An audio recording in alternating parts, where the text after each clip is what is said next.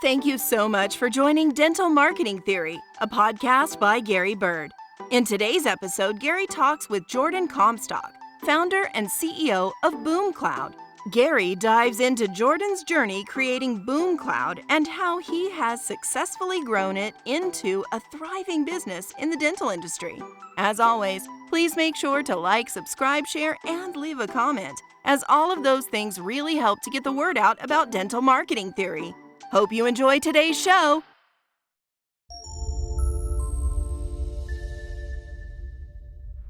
All right, we are live, and I am excited about today's episode. You're going to get the energy shot that you need for your day. But before we get into the good stuff, I need you guys to go subscribe. We get thousands of listeners every single week that listen to this podcast, and we only have like 100 reviews on this site, and we want to get it to more people. So everything here is free. We just try to help you and give you the best information that we can.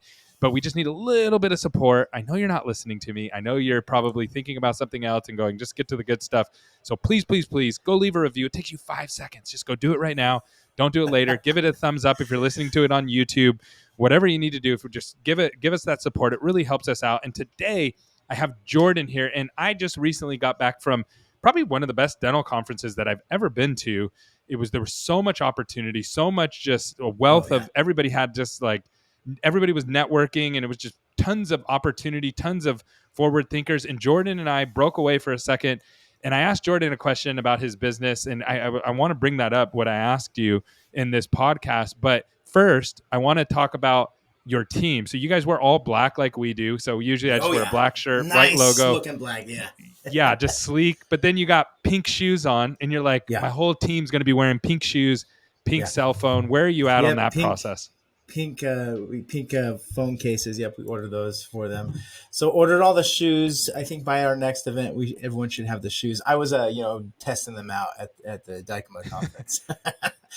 So how did Dykema go for you? How did it go for your business, and what did you think about the conference? I was very surprised at how successful Dykema was for our team. And there's a couple of things why I think it was successful for us that we can kind of talk about. But Dykema was amazing. I came, we ended the conference, and I'm like, that was the best conference I have ever gone to. Me too. It was the best dental conference by far. Like not even a close second. Yeah, with the content, but then also just with what my team did. I'm just like, holy smokes, that was a really fun conference. And it was a short flight for us, so that was even better. It wasn't too far from home here in Utah. So it was great. That's awesome. And so one of the conferences, I pulled Jordon aside and I said, look, I want to understand more about what you guys are doing. Jordon, explain to me what separates your company from the other companies out there, because there's a lot of membership companies out there, and your answer was really good. It was very simple, but it was really good, and I feel that there's definitely some things that we could learn from that. So could you just give us a quick rundown on that? Yeah. So BoomCloud is different. Well, number one, I delegate it to my team member. Let's talk about that. You did. Yep, you did. You said, I delegated it to our VP of Sales, who is like the master of our positioning and everything. But so BoomCloud helps practices create and scale dental membership programs. And we've been at this for a long time. We were the OG in the industry doing this for some time. I absolutely wake up every day and I love it. And I would say our internal culture is like that as well. We all wake up excited to come to the office and help practice with this. Number one, I think that is something that makes us a little different because we're all bought in to what we're doing in dentistry. But the big thing is we build both automations and tools and people to help scale and actually grow these things, because grow membership programs and subscription revenue in the dental practice. A lot of what everybody else is doing in the market is handing off a tool and saying, here you go, peace out, and good luck. Right. And we used to do that too. We did that for a long time. And given a tool and then saying, good luck, we'll see you later. But we actually focus on scaling their recurring revenue, and our practices that are growing their membership programs are 7 times more successful with their membership program because of we assign them what we call revenue growth managers to help them. The whole focus is to grow revenue for the practice, and not just any revenue, the best kind of revenue, which is Recurring predictable recurring revenue. Yeah, baby. So I mean, just in a nutshell, basically what you're doing is you're, instead of just giving them a SaaS product, which you are a SaaS product, but you're also giving them we don't call ourselves SaaS here. We call ourselves RAS, Revenue as a Service. So That's awesome. that's internally what we call ourselves. And even on our website, it's saying that in certain spots. But yeah, we assign a revenue growth manager to help, number one, consult and become more strategic with the practice. Because you know this, Gary, there's so many opportunities within a practice that a lot of the times they're just missing out on. So we help them design plans, to based off of their patient base. Let's say one of the scenarios is a practice comes to us and like, yeah, we have a lot of uninsured patients. We actually have no hope to, growing and scaling a membership plan. Well, we sit down with them and we actually look at their data and then say, well, you can actually do an unlimited whitening membership program to anybody that comes into your office. Yeah. So we'll help them do things like that. That once, at a certain point, they thought that it was not a good strategy for them because, they were in network with too many PPOs, and their patient base was, too many insured patients. But the reality is, if you're strategic enough and, our team helps with this, we can create any type of membership plan for the practice and scale it, right? And that's the thing. A membership program is a numbers game. And a lot of the times, when other people in the industry just hand them a software, they say, here you go, good luck. The practice sometimes doesn't get to think about the different strategies. Yeah, there's different opportunities, right? And I know memberships are huge. I mean, right now there's memberships for clothing, there's memberships for toothbrushes, there's memberships for shaving, there's memberships for almost everything. There is. Like, I literally wrote a post on this on, I think it was Dental Nachos, as I was flying to Dykema. I was documenting my quick little journey from Utah to Colorado on their plane, on how many times people, or Delta Airlines in this case, was trying to get me to pay for a subscription, and I think it was like 3 or 4 times just in my 45-minute flight, right? So subscriptions are huge. It is the future of dentistry, and it's just a good business model for really any type of business. So I think everybody kind of understands that. Okay, recurring revenue is good, right? So everybody understands that, and then hopefully that's memberships a no-brainer. Yeah. And then memberships are good. Now, if you're listening to this and you don't have a membership, any membership is better than no membership, right? Because you're losing those uninsured patients out the door. So membership's huge. So if you don't have membership, you need to get those for your uninsured patients. But then, so what I'm hearing is there's another level to this, and the next level is figuring out how to give your customers, your patients, what they want when they want it on a recurring membership plan. So if I want whitening, that's great. Yeah. Is there other packages or other things that you guys do to help them create more recurring revenue? Yeah. So obviously there's the standard membership program, which is a preventative care type membership plan. That's probably the most popular. Then there's perio plans, which obviously a certain segment of patients need those type of plans. Pediatric plans, pretty common. The whitening plans are pretty popular now. They're becoming more popular because the practice can target their insured and their uninsured, right? In fact, there's a 15 location practice just down the street from us here in Utah, and in fact, they kind of got a unique business model. They're a whitening only office. They don't do anything else. And they base their model off of the subscription business model. Do they have to have a dentist in the office to do that, or is it done with an assistant? I don't think so. No, I think it's done by a hygienist. A hygienist. Actually. Cool. So and that's a really cool business model. Are they like actually making that work, like from a business standpoint? Yeah. So they got 15 locations. I actually called this practice the other day because I'm fascinated with their subscription model. Is a $39 a month membership plan for unlimited whitening and some services there that they do with the package. I called them up the other day just to get some information, and they have over 2,000 active membership subscribers that are paying $39 a month, and they got 15 locations doing that. That was just one of the locations. So wait, how many customers do they have? You got to get the math. You can do the math, right? Yeah. So how many locations? They got 15 locations, and they're using like a franchise model. It's kind of fascinating. In one of the locations that we called here, they had a little over 2,000 active membership patients paying them $39.99. Don't forget the 99 cents because it scales. Yep. Yeah, it does. And so $40. So $80,000 a month. Yeah, so just under $1 million, approaching $1 million. They're what, $3,000 away from and they $1 million. have like their overhead. Okay, so they figured it out. Like that is amazing. So they're gonna probably scale that to the moon. Yeah, that's exactly what they're doing. They got 15 locations. The reason why I bring that up because a lot of the times in the dental industry, we limit ourselves based off of, because maybe it's the insurance plans patients are on, or the type of practice in the type of customers or patients that are in the area. But the reality is, you can design, especially in regards to subscription revenue and membership plans, you can design anything and find a type of customer that will buy that, right? That will purchase it. And this is a great example of a practice that said, well, everyone is searching for whitening, right? Let's turn it into a subscription model. And I think it's a smart way to go about it. We have a lot of our customers on BoomCloud that are creating these subscription plans because maybe they've maxed out their existing uninsured patients. They're like, we want to keep going. We want to scale our recurring revenue even further. We don't want to stop.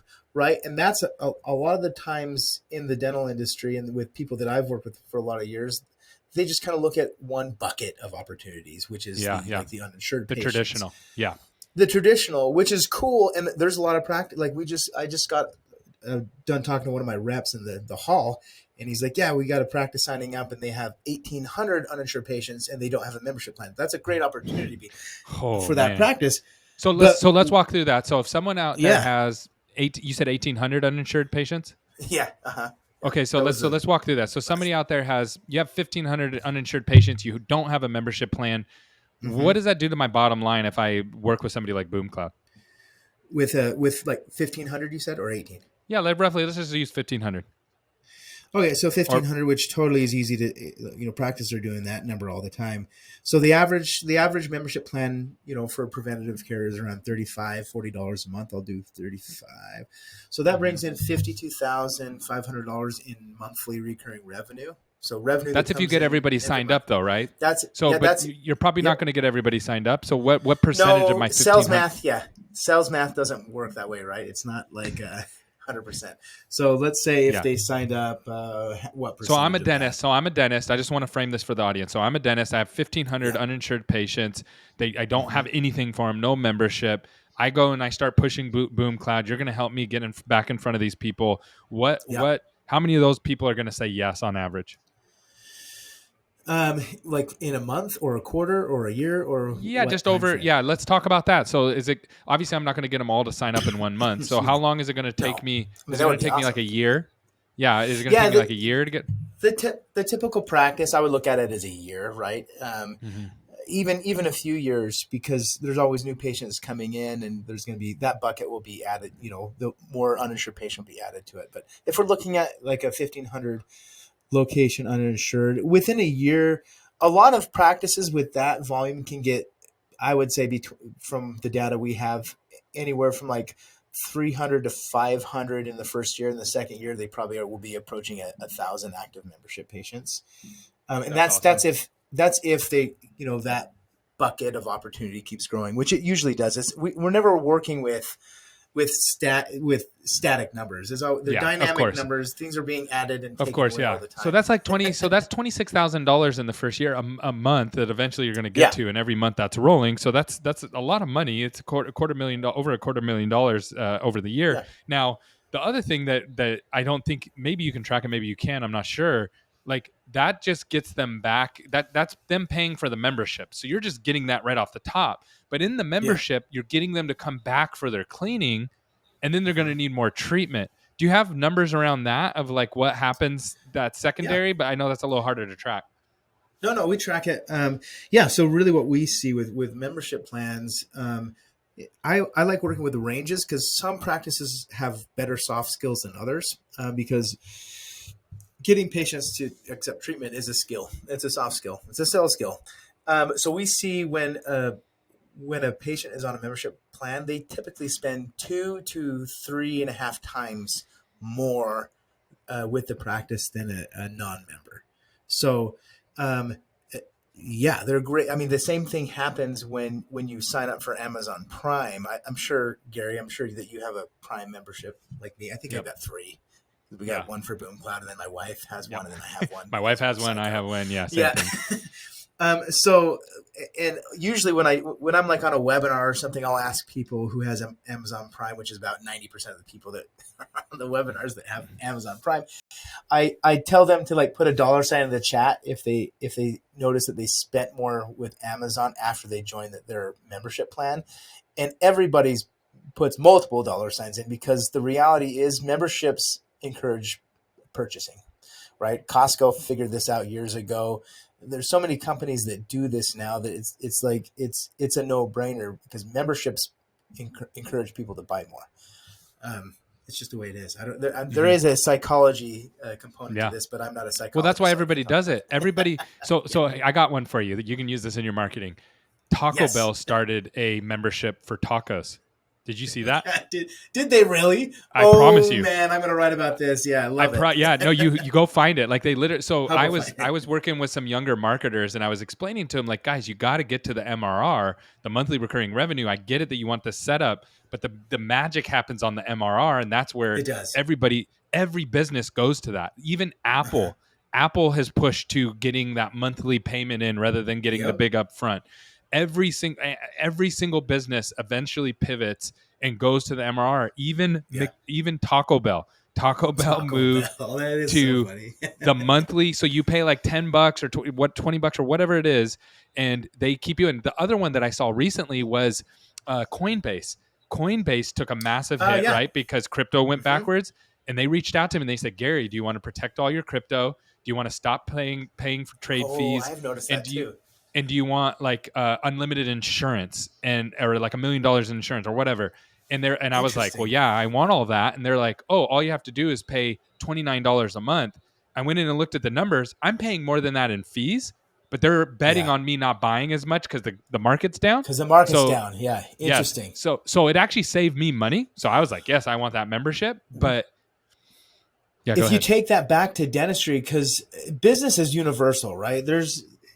You can say, oh, well, dentistry is different than cryptocurrency, right? The reality is, no, there's ups and downs in dentistry. I mean, I managed a dental lab for years before I started BoomCloud, so I know the clinical ebbs and flows of how dentistry works. And if you think about it, I know that like April, June, and September, also known as Suctember, are down months in the entire dental industry. And the larger my company gets, the more data that I see, in trends of dentistry, and we've seen that there's ebbs and flows. And the reality is, like Coinbase realized this when the crypto market went down, which meant for them probably revenues went down, right? Knowing how their business model works. They realized that they needed to capture some type of subscription to probably cover their costs and even make some profit, right? While nobody's buying more. The same thing with the dental office. When September comes, or even a crisis like years ago, like when COVID hit, people were shutting down their practices. Yeah. We had practices that had revenue coming in, whether they were doing dentistry or not. Even on a more positive note, if you as a practice owner want to go on vacation somewhere cool and take off time, you can still generate revenue whether you're in the office or not, which I think is really empowering for our industry, because for years, practice dentists only can make money by, having hands in the mouth, right? And the same thing, when I was at the dental lab, it was the same business model. I only made money, and we only made money when our technicians had the hands on the bench, right? Making crowns and all that stuff. So subscription revenue is super, super important. And the fact that Taco Bell is doing it these days, like, come on, let's go. Yeah, everybody. That means everybody should be doing it. If you're not doing it, you're way behind the curb. Like Taco Bell. Yeah. So where do you see like the future of this going then? Like where could we push the edges of it? I know we're not there now, but where's the future of this recurring model go?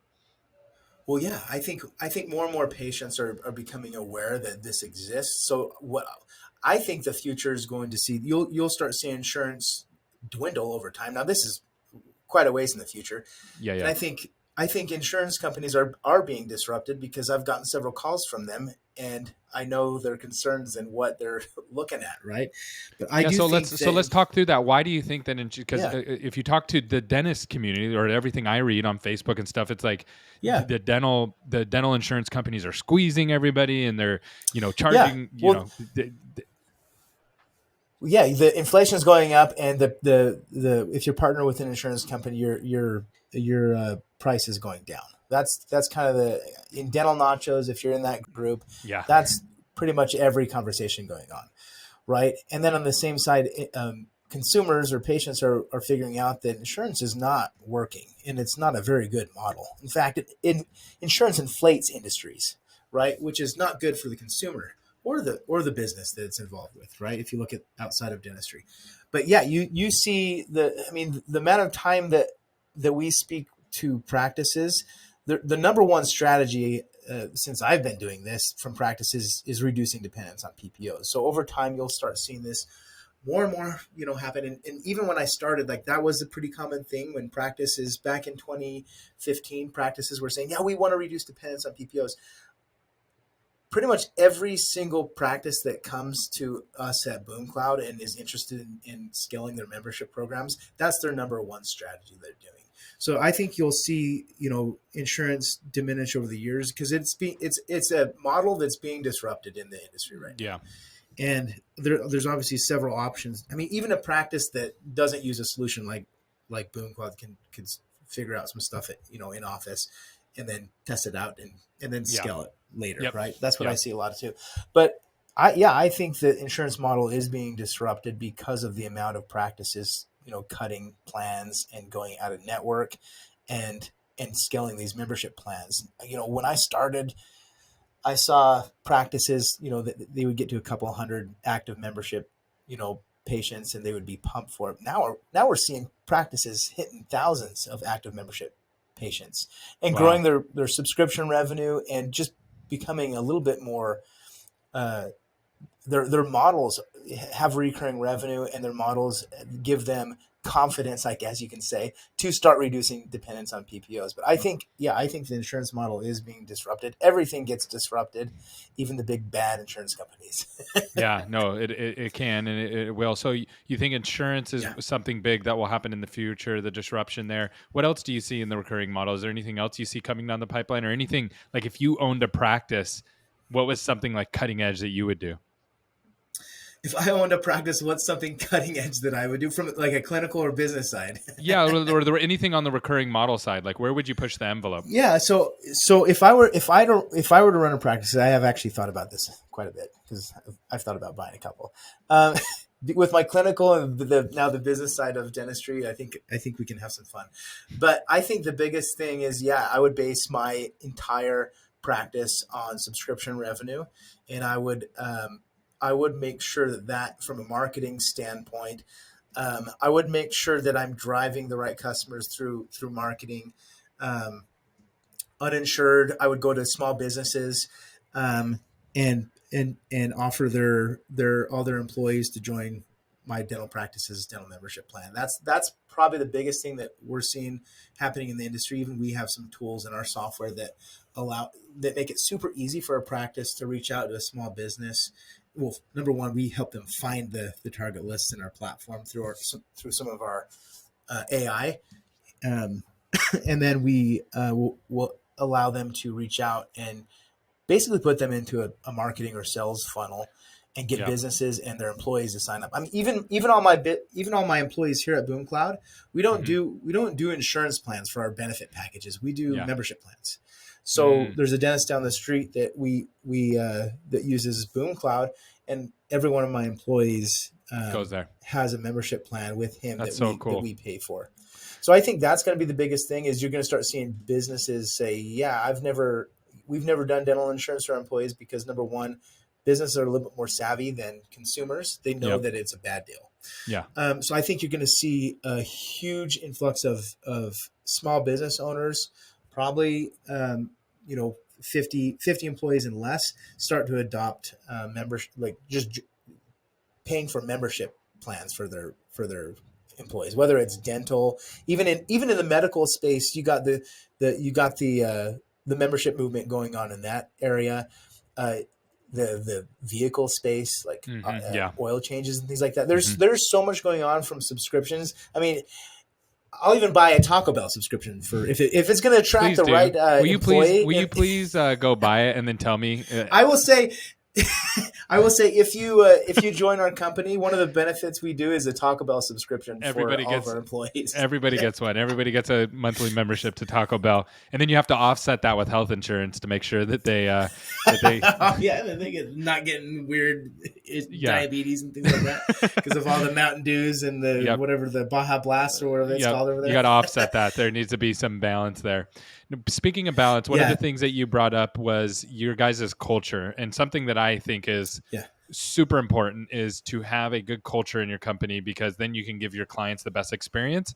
And I believe that like universally. So what are some of the things that you guys do culture wise that kind of set you apart and then help set your clients up for success? Yeah, so on a business standpoint, we use the EOS model of operations. I don't know if you're familiar with that. Yep. So I actually have a twin brother who's our chief operating officer, and he's our integrator.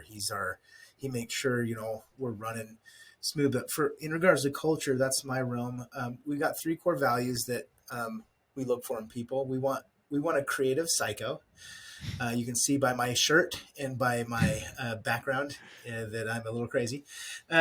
No, creative psycho, meaning they put a lot of energy in being creative. That's one of our core values. We want a team rock star. So we want the team first.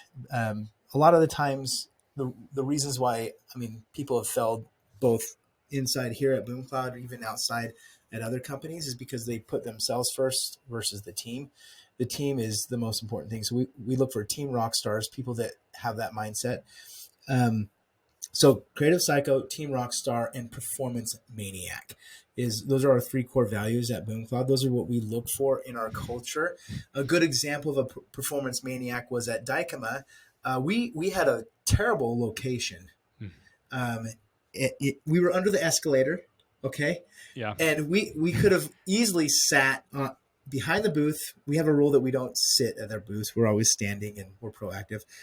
But Tyson, our VP of sales, looked at the sales team, and when we first got there, he's look, we got a terrible booth, but it's up to us.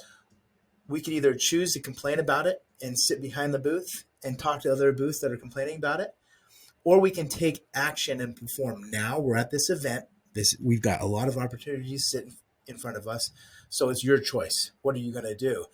And and then Tyson then went on into another analogy and talked about that usually when you go to events, you got a bunch of fish coming up to the shore and you can catch the fish easy. But in this scenario, we had to get in our little boats and motor out in the middle of the lake and go fish, right? So that's exactly what we did. We didn't stay at the booth. We went out and talked to people in the halls, in the walkways, and bring them back to the booth.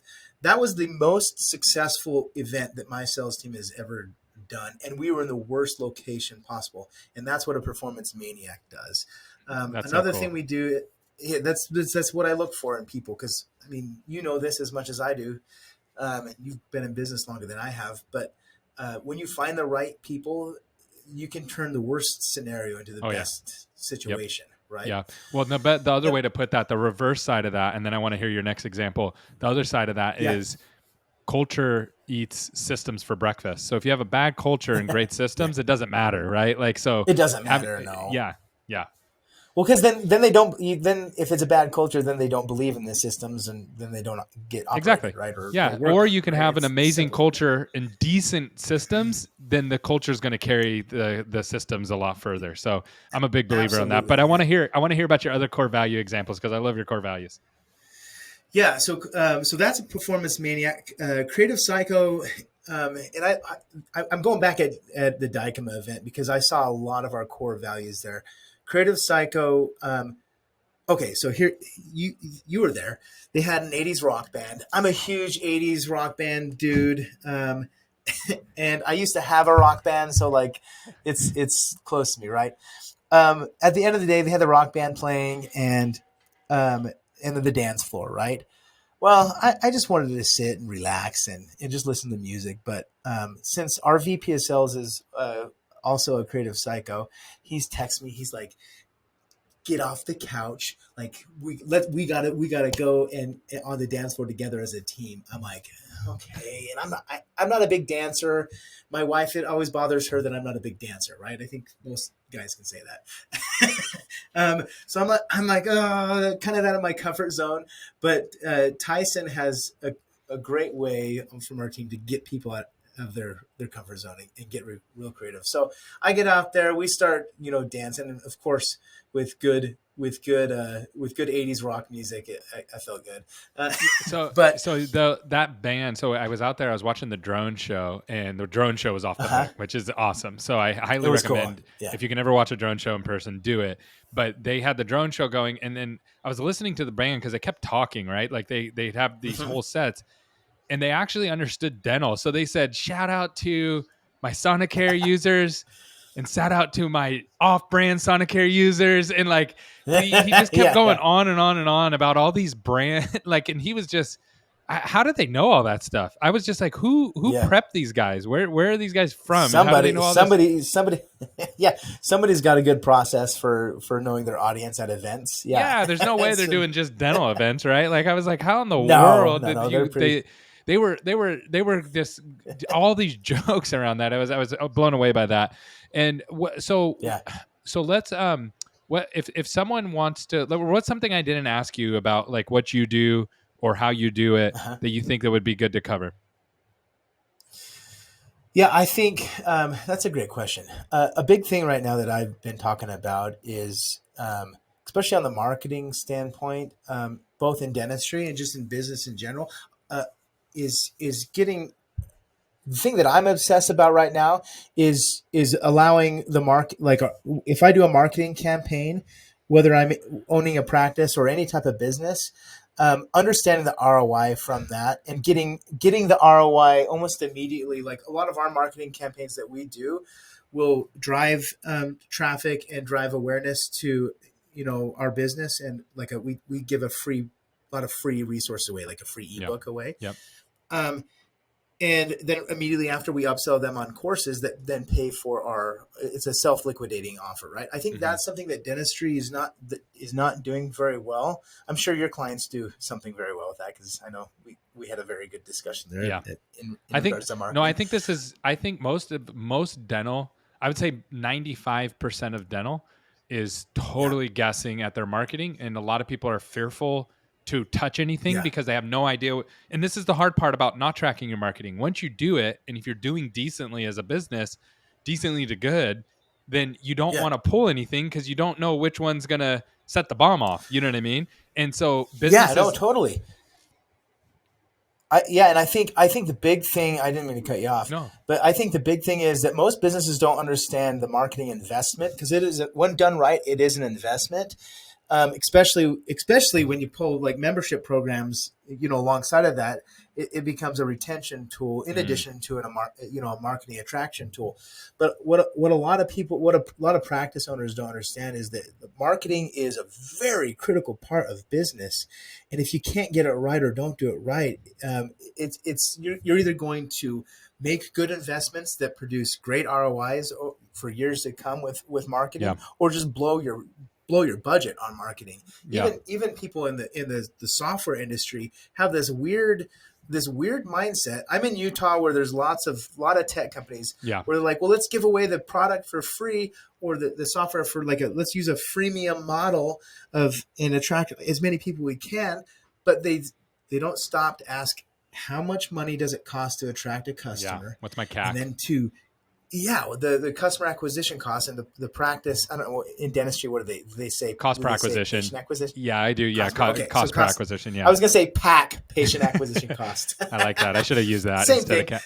PAC is cool. But like the reality is, a lot of practices kind of put their head in the sand. They're like, we don't know, but we'll spend money on the marketing, but they don't understand. And even, I mean, it's a huge problem in the software industry too. Yeah. We're like, we'll spend so much money to get a customer, but then we don't have really any good mechanism to get an ROI to even break even. I think the difference between like dental and SaaS that I've noticed just talking to the both industries is that SaaS or most other industries, you have such a short runway. Like they may not know their numbers, but they're going to either get it right or get fired really, really quick, or the business will go out of business really, really fast. Yeah. In dental, what I've noticed is, especially with like people who have less than like 3 to 2 offices or down, you can basically get your marketing wrong at least this has been true for a long time, for a while, and still build a really profitable business and kind of change out your marketing, kind of do whatever you feel and just be really, really profitable and build a really successful business. Where I've seen people where I have the most fruitful conversations, I'll say that, are these people who are like 4 locations or above. And what happens is they open up that 4th location and nobody comes and nothing happens. And that one location will suck their other 3 dry. Yeah. And I've seen this over and over and over again. And I've told this story so many times in groups of people. And I've had so many people be like, yep, it was location number 3 for me. It was 4 for me. It was 5 for me, or whatever it was. Interesting. And then they realize, like, I got to figure this out. And a lot of my opportunities for these groups have come from those. And then now what I'm noticing, I see an interesting trend happening. Dykema kind of pieced this all together for me. I had multiple people come to me with, like, they had over 100 to 500 locations and say, Gary, we want to pilot 5 locations. I want to pilot 30 locations with you guys, because there's always these outliers where you can't figure out the marketing. And again, those practices suck everything else dry. So I figuring out your marketing profits is huge. Yep. It really is. And that's something that I've always, prioritized over here that I think is really important. Even I remember when I was managing my dad's dental lab, he had no marketing budget, right? Which scared me when I was managing the dental lab. But, I remember asking him one day, I'm like, so do you have a marketing budget, or what do we do for marketing? He's like, you're the marketing budget. Like, you got to go figure it out, because you're one of the employees here and you got to figure it out. So and for me, that's kind of what led me to really like, marketing, because I love marketing and demand generation and all that fun stuff. But obviously there's a lot of things in business that are really fun. But I think a lot of practices need to understand that, even at a smaller scale, because if they do start opening up those 2nd, 3rd, and 4th offices, they know what's working and how to scale their own practice. So, and then making sure you put a membership plan in place to build recurring revenue on top of all those locations. I think marketing and membership plans go really hand in hand together. Yeah, I would love to figure out how we could work more together on that front, because I know membership plans are huge, but I've never been able to work on like getting it integrated. So that's something I know that we talked about, and I would definitely love to do that. Now, if someone says, man, I need to talk to you, I need to either one, become a team member so I get that recurring MRR from Taco Bell, or number 2, I want to be a client because I want to get more recurring revenue in my practice. How can they get in contact with you? Yeah, so I would go to our website, is boomcloudapps.com. We have tons of free resources. In fact, I think on our menu it says free books, and I have a couple books there. There's one that's Fire the PPOs. Is one of the books. It talks about, I bet you Dennis loved that, right? Program. I bet you Dennis. Oh yeah, it's a popular book. It's so popular. So Fire the PPOs. That book educates you on how to fire the PPOs strategically using a membership plan. Second book that I have that's free. That once again, go to boomcloudapps.com and there's a free book thing on our menu. The other one is the $1 Million Membership Plan, which walks you through how to not only look at a membership program as just a little tiny sliver of your practice, to how do you make it a $1 million membership program, because those do exist and they're becoming more and more popular the longer I'm around. So that book is one of my favorite books, because it talks and shows people what's possible and what's happening in the industry in regards to the revenue produced from membership plans. So boomcloudapps.com is the best way. And then, of course, if you're interested in looking at our platform, you can schedule a demo from that same site. That's awesome, man. Jordon, thank you so much. I appreciate your energy. I appreciate just the way you think differently about things and solving problems from a different angle. And also, I cannot wait to come on your show. Yeah, rock on. Awesome, man. Have a good one.